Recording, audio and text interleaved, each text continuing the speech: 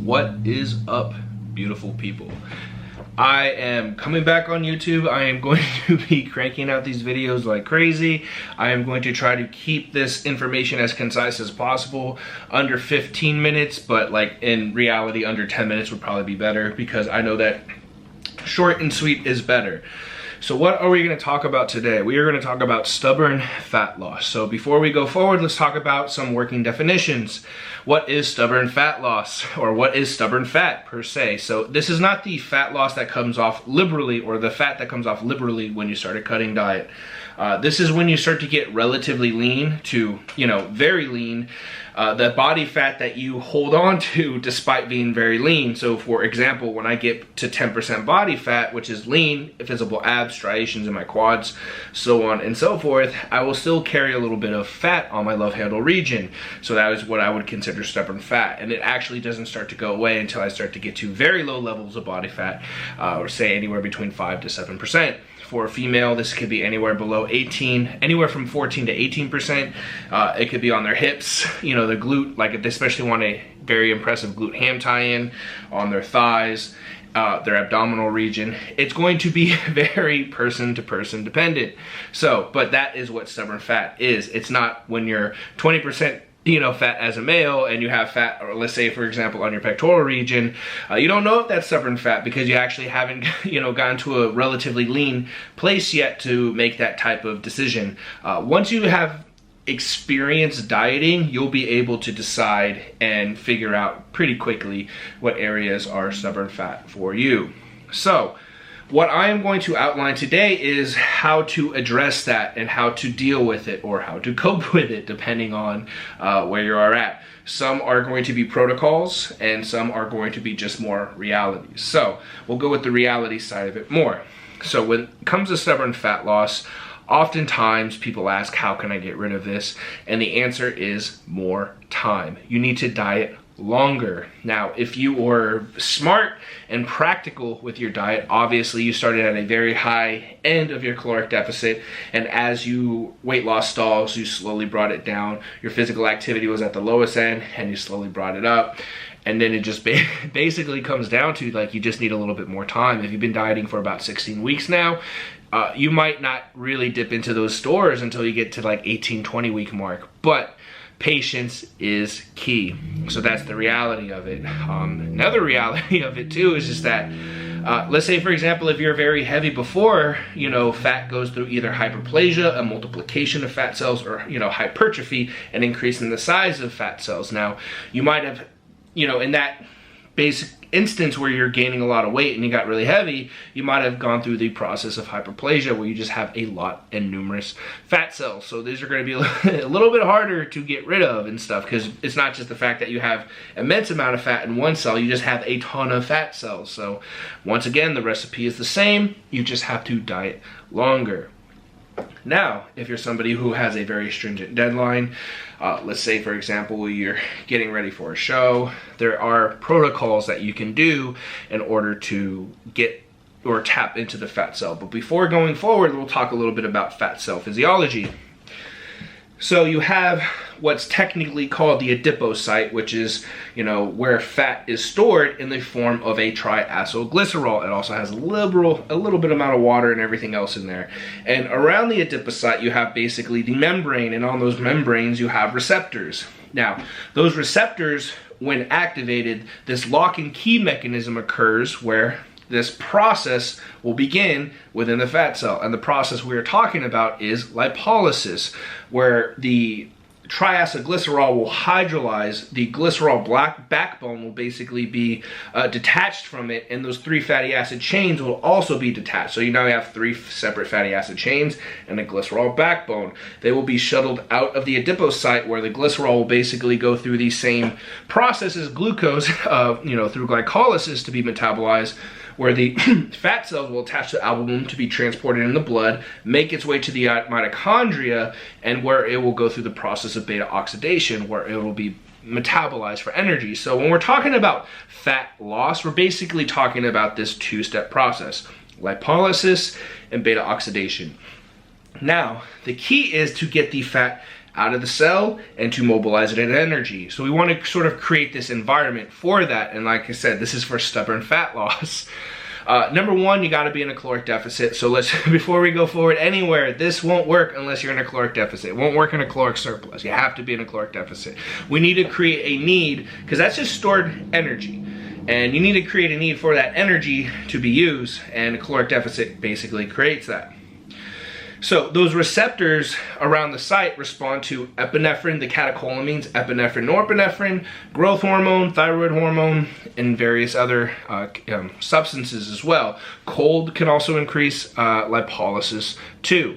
An increase in physical activity increases lipolysis. But anyways, to get the fat out of the fat cell, one thing you can do is increase catecholamine production. So you can do this with, L-tyrosine, caffeine, and physical activity. And what will happen is, especially as your exercise intensity goes up, you'll start to increase more and more epinephrine. Epinephrine is really the one we really want more of, because norepinephrine can be antagonistic to epinephrine's action, which is basically creating that secondary mechanism to trigger lipolysis. What norepinephrine does, because it attaches to a different receptor site, it blocks that secondary mechanism from occurring, which actually can stymie lipolysis. So, anyways, so to get the fat out of the fat cell, we need to create a need with a caloric deficit. We can increase catecholamine production with certain nutraceuticals. Now, what about physical activity? We want to mobilize these, fatty acids for energy. Well, we know via respiratory exchange ratios that fat is metabolized when you're basically not breathing as hard. So when the intensity is quite low. So a good rule of thumb is, anywhere between like a 4 to 6 on the, RPE scale, a heart rate anywhere between 55 to 75% of your maximal heart rate. So a good rule of thumb is anywhere between 115 to 135 beats per minute. And you would want to maintain that for a sustained period of time, anywhere from 30 to 60 minutes. I don't recommend any longer than that. If you need to, I would recommend splitting your workouts in half. But at max, about 90 minutes, because then you'll start to interfere with your other workouts as well, and it'll interfere with recovery. So what time of day would it be best to perform these protocols? I prefer fasted because, number one, glucose is going to be low, which is going to increase the I guess you can say the need to use fat as a fuel source, because glycogen is going to be low. So fasted first thing in the morning is preferred. You can take certain things like the caffeine and the nutraceuticals to increase catecholamine production, and basically just go and do your fasted cardio. What if you can't do fasted cardio? Well, you can do it later in the day. Like I said, epinephrine is the most powerful in terms of stimulating lipolysis in terms of the catecholamines, and epinephrine has a linear relationship with exercise intensity. So if you're going to do this later in the day, what I would recommend is doing some HIIT or some high intensity interval training, something that would be max effort from, like to say, anywhere 10 to 15 seconds. Take a 45-second break.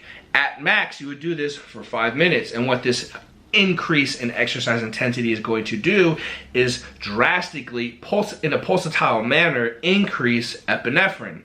You'll take a 5-minute break to let your heart rate come down and everything else, and then you would go and perform your cardio or your cardio.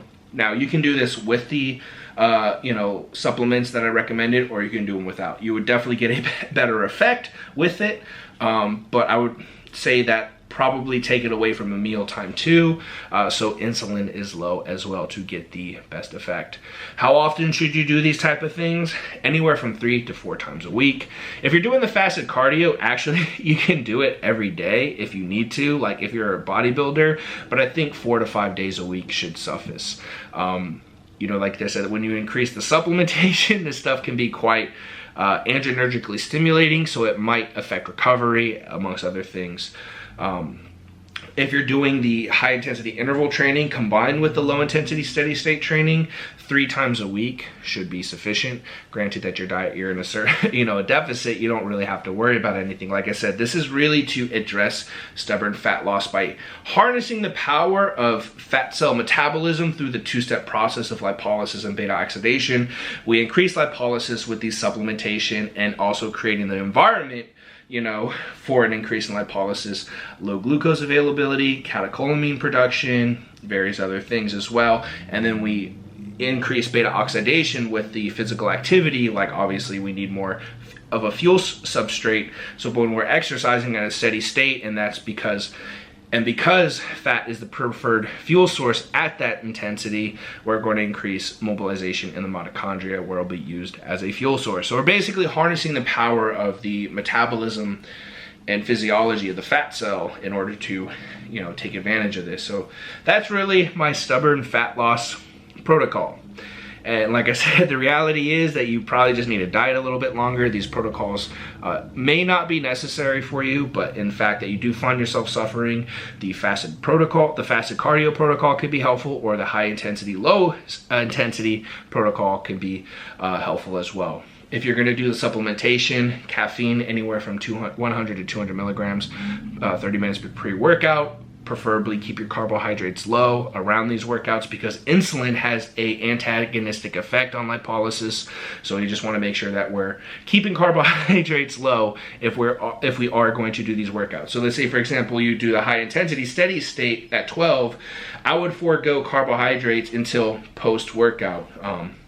Per se, you could use yohimbine, because yohimbine actually is a beta-2 antagonist, so it'll actually, what norepinephrine does, because it blocks epinephrine, it'll actually take up the receptor site, so norepinephrine doesn't get to bind to it, so we'll get this, I guess you could say, upheaval of lipolysis due to epinephrine's mechanism of action. But anyways, if you guys want more details or anything else like that, feel free to email me. I will put my email below. I offer online coaching where I can go into a little bit more detail and also save you from yourself, because a lot of people see these protocols are like, oh, should I do this? And then I look at their body fat like, bro, you're 20% body fat. You don't even need to be thinking about this right now. You need to stick to your diet. You need to get on a routine that, you know, is geared towards your specific goals and what you're trying to do and the look you're trying to achieve. And, you know, that's what I do as a coach. But I also offer free information like this to give you a little bit of insight of how things work. But anyways, like and subscribe. Feel free to comment if you think I'm a fucking dumbass. You know, I always welcome constructive criticism, even though you're wrong. Have a good day.